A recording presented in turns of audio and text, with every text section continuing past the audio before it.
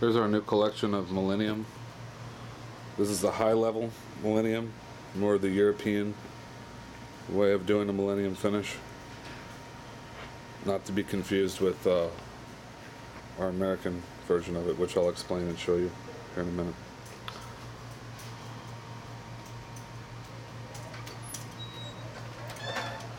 So we have red,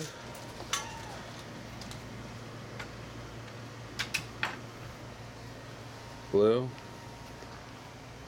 and pink. See this? It has drape to it. So it's essentially like a soft, classic or glazed finish. This is a standard glazed through a tanning jack.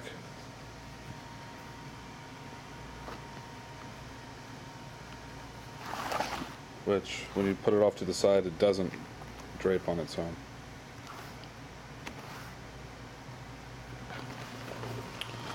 So this is the classic or last century's way of making a skin shiny, is through a tanning jack, which has an agate stone attached to it. But what happens is when they press that down, it kind of flattens out the scales a little bit too.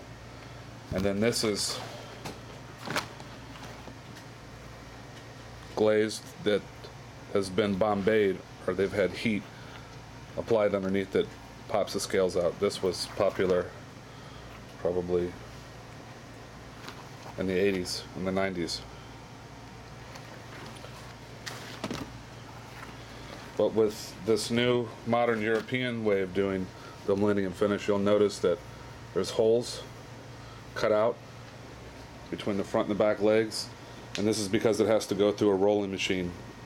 And this is the technique that you have to do in order to get the high poly finish on the European Millennium finish skins.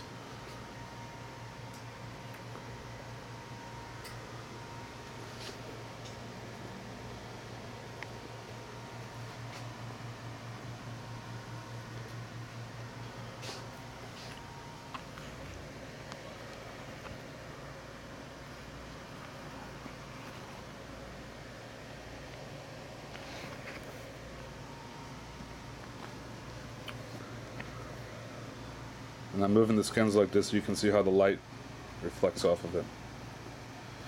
This will also have a protective layer too, so if you get anything on here, it wipes right off. Because it's poly based, unlike the traditional glazed, the more you handle this, the more you touch it with your hands, the glaze comes off. Whereas this, when you handle it, it remains. So that was the complaint that we got, was that after the artisan handles the skin to turn it into a product, this becomes dull and more like a matte. So again, here's our collection of European style Millennium finish. And then we also do an American style Millennium finish in blacks and browns.